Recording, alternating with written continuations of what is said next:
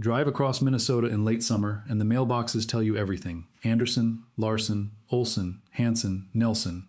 You will pass 3 different Andersons before you finish a single county road, and none of them are related to each other, at least not within any generation a family Bible would remember. This is not a coincidence, and it is not a small thing. It is the fingerprint of one of the largest voluntary migrations in American history, a wave of Norwegian, Swedish, Danish, and Finnish families who left farms, fjords, and forests behind and rebuilt their entire world on the flat, cold, unfamiliar plains of the American interior. Between 1840 and 1920, more than 2 million people left the Nordic countries for the United States, and a disproportionate number of them did not stop until they reached Minnesota, Wisconsin, the Dakotas, and the Upper Peninsula of Michigan. They came for land they could not get at home.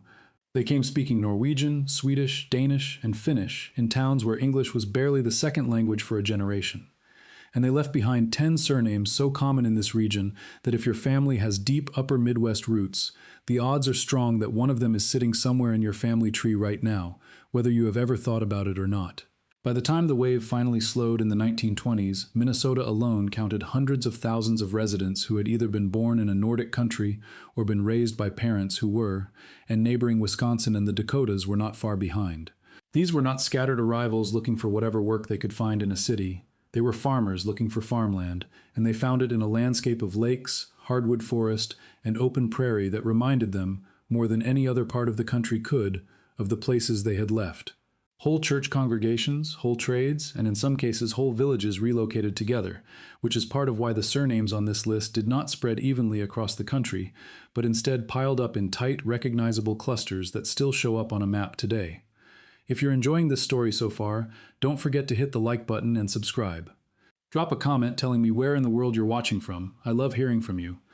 To understand why these 10 names took over an entire region of the United States, you have to understand why so many people left the Nordic countries in the first place, and the reasons were not identical from country to country. In Norway, the old system of land inheritance meant that farms were passed down largely intact rather than divided evenly among children, which sounds stable until you realize what it meant for the sons and daughters who did not inherit. By the 1840s, Norway's rural population had grown faster than its farmland could support, and a young man with no inheritance had very few options beyond becoming a tenant farmer, a laborer, or a fisherman on someone else's boat.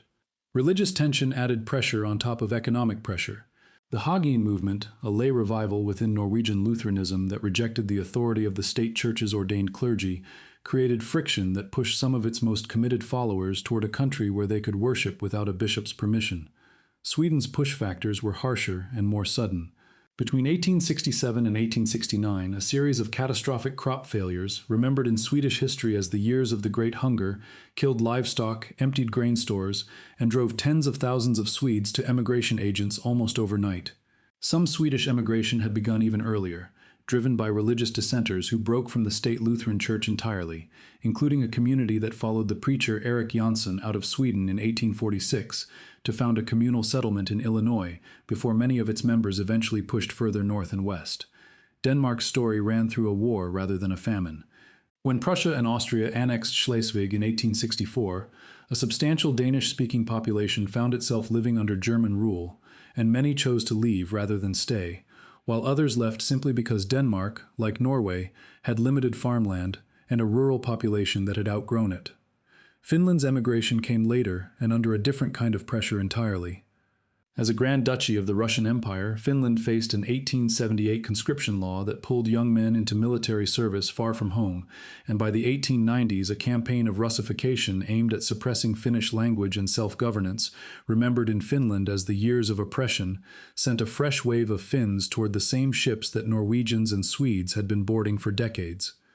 On the American side, the pull was just as strong as the push. The Homestead Act of 1862 offered 160 acres of free land to anyone willing to live on it and farm it for 5 years, and railroad companies expanding across the northern plains, particularly the Northern Pacific, and later the Great Northern under railroad executive James J. Hill ran direct recruitment campaigns in Norway, Sweden, and Denmark, printing pamphlets and posting agents in port cities that promised farmland which looked, in climate and terrain, remarkably like the country these families were leaving. Word traveled fast once the first wave settled.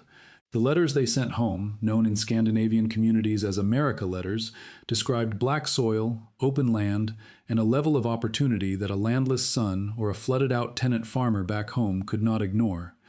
Chain migration did the rest. One family's letter pulled a cousin, and that cousin's letter pulled a neighbor, until entire parishes in rural Norway and Sweden had emptied into single townships in Minnesota and North Dakota, sometimes so completely that a valley back home lost most of a generation within the span of 20 years. The scale of this is difficult to overstate. Norway sent a higher share of its total population to the United States than any European country besides Ireland, with more than 800,000 Norwegians crossing the Atlantic between 1825 and 1925 out of a home population that never reached 3 million during that entire period. Sweden's numbers ran even higher in raw terms, with roughly 1.3 million Swedes leaving for America between 1850 and 1930, a figure equal to about a quarter of the country's population at the start of that stretch.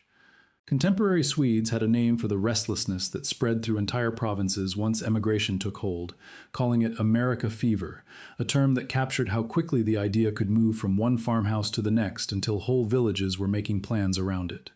Finland's total was smaller than either of its larger neighbors, with roughly 300,000 Finns emigrating between the 1860s and the 1920s. But the concentration of that migration into a handful of Michigan and Minnesota mining counties meant its local impact on the upper Midwest far outweighed its modest share of the overall Nordic exodus. The 10th name on this list is Haugen, and it tells a very specific kind of Norwegian story that many people miss entirely. Haugen is not a patronymic, it is a farm name, taken directly from the Norwegian word for a small hill or mound, and in Norway's older naming tradition, families were often known not by a father's first name, but by the name of the farm they lived on and worked. A man might be called Ola Larson, son of Lars, while he lived on one farm, and be recorded as Ola Larson Haugen once the farm name was attached, and if that same family later moved to a different farm entirely, the surname sometimes moved with them, and sometimes it did not, depending on local custom in the valley. Farm names like Haugen, Rud, Berg, Dal, Auden, and Vik crossed the ocean intact in thousands of cases, turning a Norwegian hillside or riverbank into a permanent American surname carried by families who settled the equally hilly farmland of southeastern Minnesota and the Red River Valley. Immigration clerks at eastern ports, faced with a name they had never seen written down and no consistent standard for which part of it counted as the surname, sometimes recorded the patronymic and sometimes recorded the farm name, which is why two brothers from the same Norwegian household occasionally appear in American records under two different final surnames. If your family carries the Haugen name and traces back to Norwegian settlement in Fillmore County, Minnesota, or the farming communities along the Red River, you are very likely carrying the name of a specific physical piece of land somewhere in Norway, most likely in one of the western valleys like Telemark, Valdres, or Sogn, that a family once called home before it became a name instead of a place. This Bygdenaven tradition, as it is known in Norwegian, meant that a person's identity was tied first to the land and only second to the bloodline, a reversal of the English assumption that a surname follows a family wherever it goes. Emigration officials in Norwegian port cities like Bergen and Christiania sometimes recorded departing passengers by their patronymic for the ship's manifest, while a pastor's parish register back in the home valley had recorded the same family by its farm name for generations, which is one reason a single Norwegian-American line can appear to split into two separate surnames the moment a researcher tries to trace it back across the ocean using records from both ends of the journey. The 9th name is Koski, a distinctly Finnish surname built from the word for rapids or a waterfall in a river, and its presence on this list reflects a different migration story than the Norwegian and Swedish patterns above it.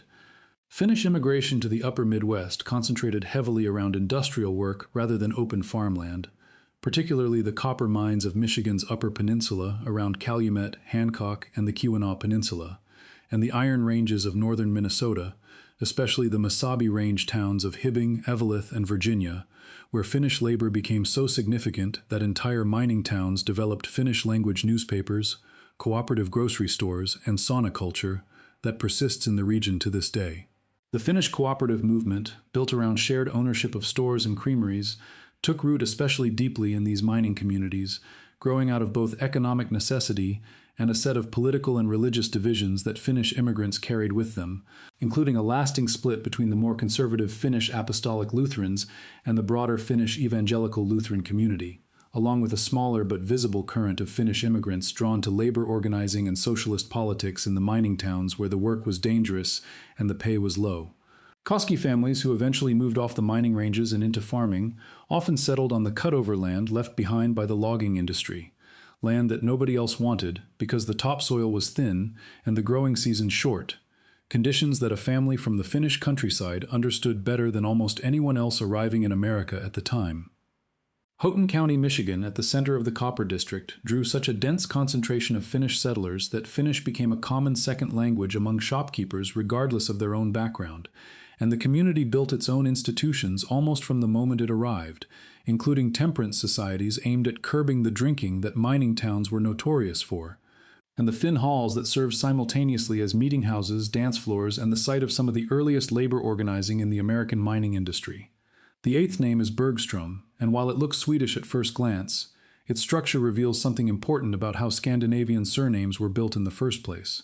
Bergstrom combines berg, meaning mountain or rocky hill, with strom, meaning stream or current, and names built this way, combining two nature words into a single compound surname, became especially common in Sweden during the 18th and 19th centuries as families and clergy sought surnames that sounded distinctive without relying on a father's first name. This kind of constructed nature surname was particularly popular among Swedish soldiers serving under the country's old allotment system, a military arrangement in which each soldier was assigned a small croft to farm in exchange for service, and regiments frequently assigned distinctive surnames to their soldiers specifically to avoid confusion between multiple men who shared the same patronymic in the same company. Names like Modig, Rask, Stolt, and Bergstrom entered Swedish family lines this way, through the army rolls rather than through the church registry, and many of the families who carried them went on to settle the Swedish strongholds of the upper Midwest, including Chisago County in Minnesota, a settlement so thoroughly Swedish that it later inspired the emigrant novels of the Swedish author Vilhelm Moberg, and neighboring Isanti County, where Swedish remained the dominant language spoken at church and at the general store well into the 20th century. The allotment system itself, known in Swedish as Indelningsverket, had been in place since the late 17th century and organized military service around the land rather than around any centralized draft, meaning that a soldier's surname, his croft, and his regiment were often tied together for generations before a single descendant of that name ever considered leaving Sweden at all. The seventh name is Nelson, and this is where the story of Scandinavian surnames in America turns toward its strangest and most consequential detail, the patronymic system itself. For centuries, most Norwegian, Swedish, and Danish families did not use fixed, inherited surnames the way English and German families did.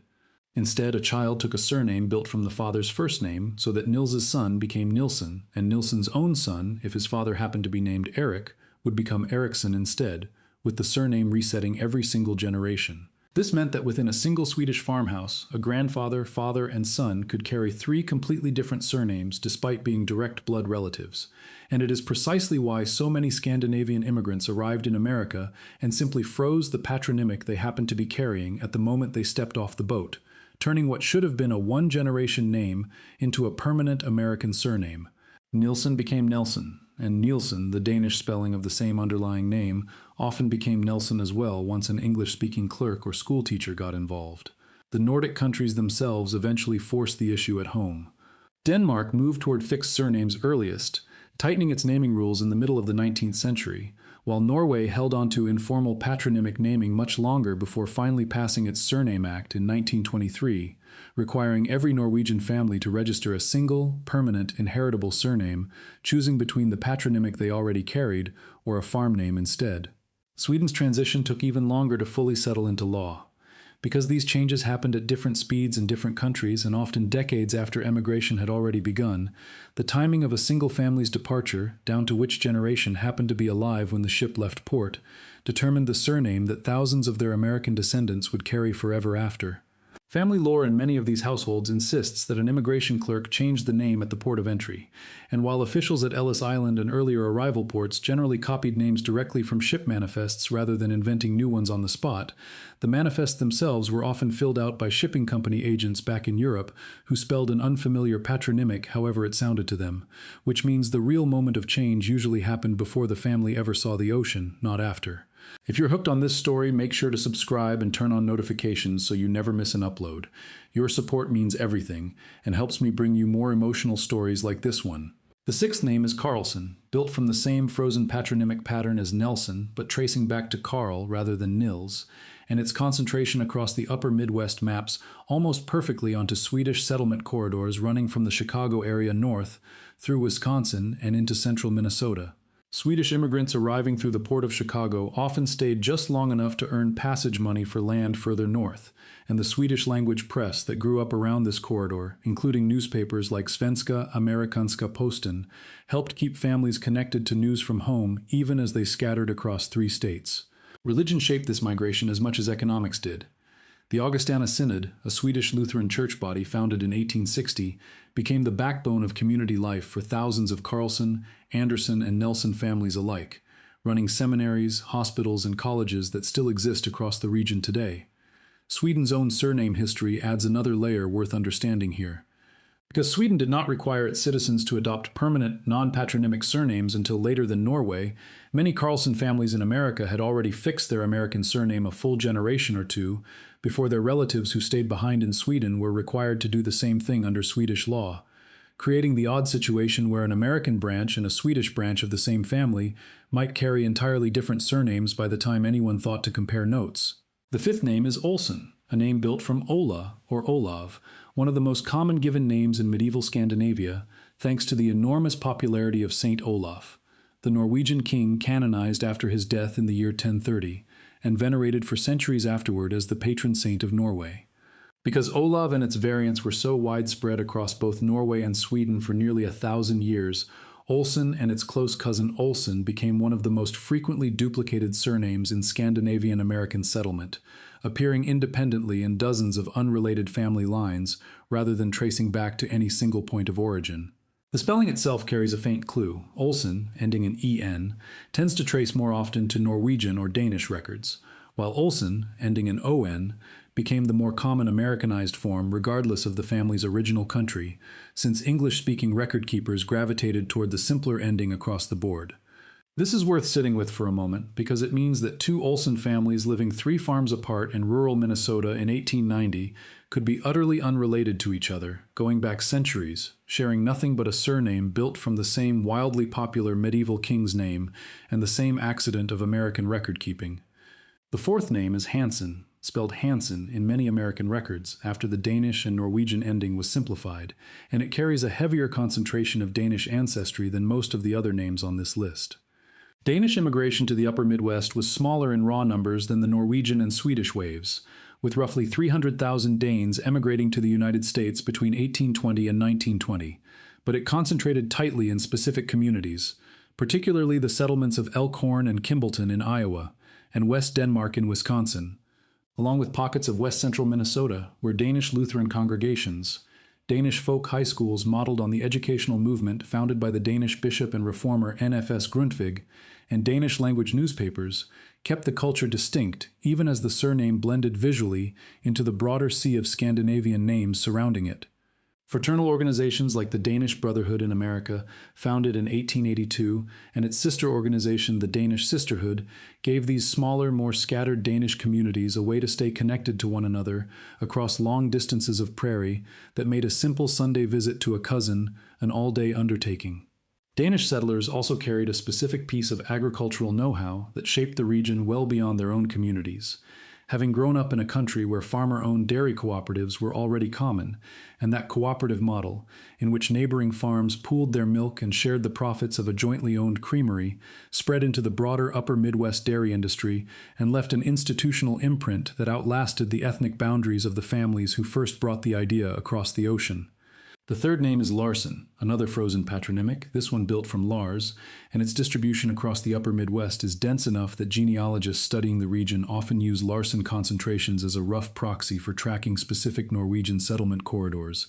since so many Larson families in this region trace to a fairly narrow band of counties along Norway's western coast and interior valleys, including Telemark, Sogn og Fjordane, and Hallingdal. Spring Grove, Minnesota, generally regarded as the first permanent Norwegian settlement in the state, founded in 1852, drew heavily from these same western valleys, and the Coon Valley area of Vernon County, Wisconsin, became another dense pocket of settlers from the same narrow slice of Norway.